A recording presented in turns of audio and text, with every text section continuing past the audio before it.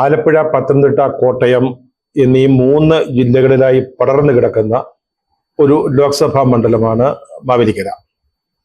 ഇതിനെ മന്ത്രിമാരുടെ ഒരു മണ്ഡലം എന്നും വേണമെങ്കിൽ വിശേഷിപ്പിക്കാം. സംസ്ഥാന മന്ത്രിസഭയിലെ 3 അംഗങ്ങളാണ് ഈ മണ്ഡലത്തിന്റെ പരിധിയിൽ നിന്ന് ഉള്ളത്. ധനകാര്യമന്ത്രി KN ബാലഗോപാൽ, അതുപോലെ സാംസ്കാരിക മന്ത്രി സജി ചെറിയാൻ, ഗതാഗത മന്ത്രി KB ഗണേഷ് കുമാർ. നമ്മൾ നേരത്തെ പത്തനംതിട്ട മണ്ഡലത്തെ പറ്റി പറഞ്ഞതുപോലെ ഇതിനെ ഒരു മത സാംസ്കാരിക തലസ്ഥാനമായിട്ടും അല്ലെങ്കിൽ കേന്ദ്രമായിട്ടും വിശേഷിപ്പിക്കാവുന്നതാണ്. കേരള രാഷ്ട്രീയത്തിൽ തന്നെ വലിയ തോതിൽ നിർണായക സ്വാധീനം ചെലുത്തിയിട്ടുള്ള NSSന്റെ ആസ്ഥാനം ഇവിടെയാണ്. അതുപോലെ തന്നെ വിവിധ ക്രൈസ്തവ സഭാ വിഭാഗങ്ങൾക്ക് കത്തോലിക്ക, ഓർത്തഡോക്സ്, മർത്തോമ തുടങ്ങിയ സഭകളുടെ ഭദ്രാസന രൂപത തലസ്ഥാനങ്ങളും ഈ മണ്ഡലത്തിലുണ്ട്. അതിനോടൊപ്പമാണ് ചില പെന്തക്കോസ്തൽ സഭകളുടെ ആസ്ഥാനങ്ങൾ, അതും ഈ മണ്ഡലത്തിൽ പ്രവർത്തിക്കുന്നുണ്ട്. വിശ്വകർമ്മ സഭയുടെ ആസ്ഥാനവും ഈ മണ്ഡലത്തിലാണ്. ഈ മണ്ഡലത്തിൽ ഒരു പ്രത്യേകതയുണ്ട്. പലപ്പോഴും നിയമസഭാ തിരഞ്ഞെടുപ്പുകളിൽ LDFനെ പിന്തുണച്ചാലും ലോക്സഭയാകുമ്പോഴേക്ക് അല്ലെ പാർലമെന്റ് ഇലക്ഷൻ ആകുമ്പോഴേക്കും അല്ലെങ്കിൽ ആ മണ്ഡലം UDFനോട് ഒട്ടി നിൽക്കുന്ന ഒരു സാഹചര്യം അല്ലെങ്കിൽ ഒരു അവസ്ഥ പലപ്പോഴും കണ്ടിട്ടുണ്ട്. ഇപ്പോൾ ഇവിടെ കോൺഗ്രസിന്റെ സ്ഥാനാർത്ഥിയായി മത്സരിക്കുന്ന കൊടിക്കുന്നിൽ സുരേഷ്, അദ്ദേഹം കഴിഞ്ഞ 3 തവണയായിട്ട് മാവേലിക്കരയിൽ നിന്ന് തുടർച്ചയായിട്ട് ജയിക്കുന്ന ആളാണ്. അദ്ദേഹത്തിനെതിരെ CPI പല സ്ഥാനാർത്ഥികളെ മാറി മാറി നിർത്തി. ഇപ്പോഴത്തെ നിയമസഭയിൽ ഡെപ്യൂട്ടി സ്പീക്കറായ ചിറ്റയം ഗോപകുമാർ, നേരത്തെ അദ്ദേഹത്തെ അടൂരിൽ തോൽപ്പിച്ചിട്ടുള്ള ചെങ്ങറ സുരേന്ദ്രൻ, ഇവരൊക്കെ മത്സരിച്ചെങ്കിലും കഴിഞ്ഞ 3 തവണയും ഈ മണ്ഡലം കൊടിക്കുന്നിൽ സുരേഷിന്റെ കൈകളിൽ ഭദ്രമായിരുന്നു. രാജ്യസഭാ ഉപാധ്യക്ഷൻ വരെയായ പ്രൊഫസർ PJ കുര്യൻ മാവേലിക്കര മണ്ഡലത്തിൽ നിന്ന് 5 തവണ ജയിച്ചിട്ടുണ്ട്.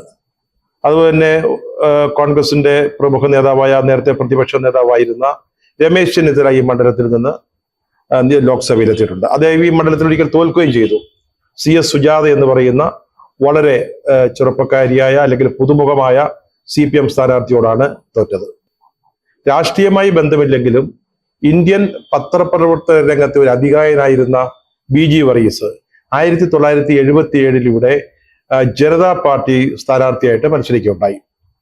അടിയന്തരാവസ്ഥക്കാലത്ത് ഇന്ദിരാഗാന്ധി അതിശക്തമായിട്ട് എതിർത്ത മലയാളിയായ പത്രപ്രവർത്തകനായിരുന്നു BG വർഗീസ്. അതുകൊണ്ടാണ് ജനതാ പാർട്ടി അടിയന്തരാവസ്ഥയ്ക്ക് ശേഷം തെരഞ്ഞെടുപ്പ് നടന്നപ്പോൾ വർഗീസിനെ അദ്ദേഹത്തിന്റെ സ്വന്തം നാടായ കേരളത്തിലേക്ക്, മാവേലിക്കരയിലേക്ക് സ്ഥാനാർത്ഥിയായി അയച്ചത്. പക്ഷെ അദ്ദേഹം പരാജയപ്പെട്ടു. 7 തവണ ലോക്സഭയിൽ എത്തിയ ചരിത്രമാണ് കൊടിക്കുന്നിൽ സുരേഷിനുള്ളത്. എനിക്ക് തോന്നുന്നു ഇപ്പോൾ നിലവിലുള്ള സ്ഥാനാർത്ഥികളിൽ ഇത്രയും പാരമ്പര്യം അല്ലെങ്കിൽ ഇത്ര റെക്കോർഡുള്ള മറ്റൊരു MP ഉണ്ടാവുമെന്ന് എനിക്ക് തോന്നുന്നില്ല. അതില് അടൂർ, മാവേലിക്കര എന്നീ മണ്ഡലങ്ങളിൽ നിന്നാണ് അദ്ദേഹം നേരത്തെ ജയിച്ചിട്ടുള്ളത്. അടൂരിൽ നിന്ന് 4 തവണയും മാവേലിക്കരയിൽ നിന്ന് 3 തവണയും അദ്ദേഹം തെരഞ്ഞെടുപ്പിൽ മത്സരിച്ച് ജയിക്കുകയുണ്ടായി. 2 തവണ തോറ്റു. ആകെ 9 തവണയാണ് സ്ഥാനാർത്ഥിയായത്. അതിൽ 2 തവണ തോറ്റു. അത് CPIയുടെ ചെങ്ങറ സുരേന്ദ്രനോടാണ് അദ്ദേഹം പരാജയപ്പെട്ടത്. മറ്റ് 7 തവണയും അദ്ദേഹം വിജയശ്രീലാളിതനായി. മണ്ഡലവുമായുള്ള അദ്ദേഹത്തിന്റെ അഭേദ്യ ബന്ധമാണ് ഈ തുടർച്ചയായ വിജയങ്ങൾക്ക് കാരണമാകുന്നത്. ഇവിടുത്തെ ആളുകളുമായി, ഇവിടുത്തെ വിഷയങ്ങളുമായി, പ്രശ്നങ്ങളുമായി ഒരു പ്രത്യേകതര ഒരു നാഭി ബന്ധം അദ്ദേഹം പുലർത്തുന്നുണ്ട്. ഇത്തവണ അദ്ദേഹത്തിന് മത്സരിക്കാൻ താല്പര്യമില്ലായിരുന്നു. അത് അദ്ദേഹം തുറന്നു പറയുകയും ചെയ്തു. പക്ഷേ ഹൈക്കമാൻഡ് വീണ്ടും മത്സരിക്കാൻ അദ്ദേഹത്തോട് ആവശ്യപ്പെടുകയായിരുന്നു. തുടർച്ചയായിട്ട് ഒരാൾ തന്നെ, അതായത് 9 തവണ മത്സരിക്കുന്നു, അതിലെ 7 തവണ ജയിക്കുന്നു. ഈ ഒരു സാഹചര്യം, പുതിയ ആളുകൾ വരട്ടെ എന്നാണ് അദ്ദേഹം ആഗ്രഹിച്ചത്. പക്ഷെ ഹൈക്കമാൻഡ് അതിന് അനുമതി നൽകിയില്ല. യുവ നേതാവായ CA അരുൺകുമാറിനെയാണ് CPI ഇക്കുറി രംഗത്തിറക്കിയിട്ടുള്ളത്.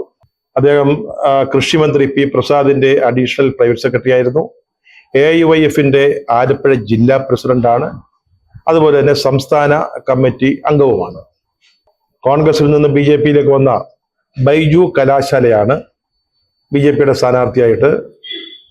ഈ 2 CPIയുടെ അരുൺകുമാറിനും ഒപ്പം കോൺഗ്രസിന്റെ കൊടിക്കുന്നിലിനും എതിരെ രംഗത്തുള്ളത്. അദ്ദേഹം നേരത്തെ KPMSന്റെ ജനറൽ സെക്രട്ടറി ആയിരുന്നു.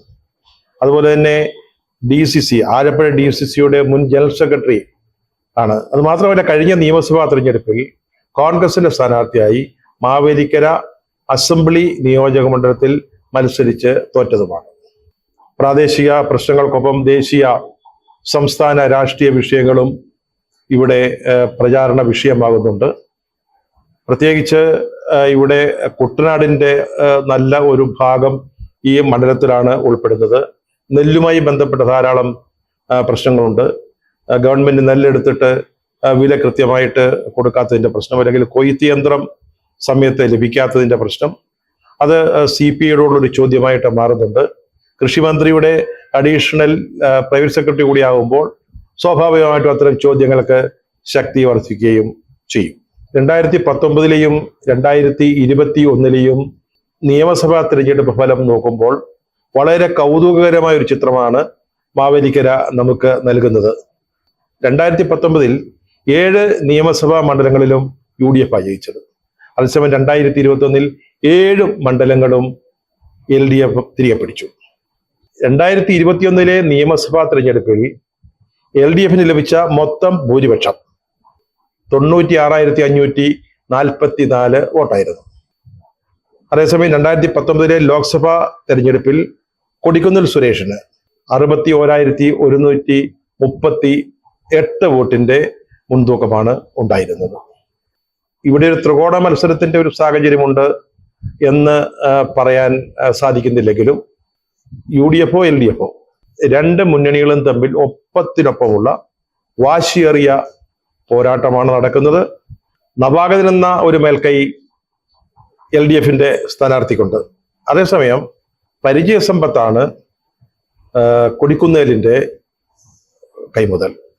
അദ്ദേഹത്തിന് ഈ മണ്ഡലത്തെ തന്റെ ഉള്ളം കൈയിലെ ഓരോ വരകൾ പോലെ പരിചിതമാണ്. അതുകൊണ്ട് തന്നെ ഈ മത്സരം വളരെ കടുപ്പമേറിയതായി മാറുകയും ചെയ്യുന്നു.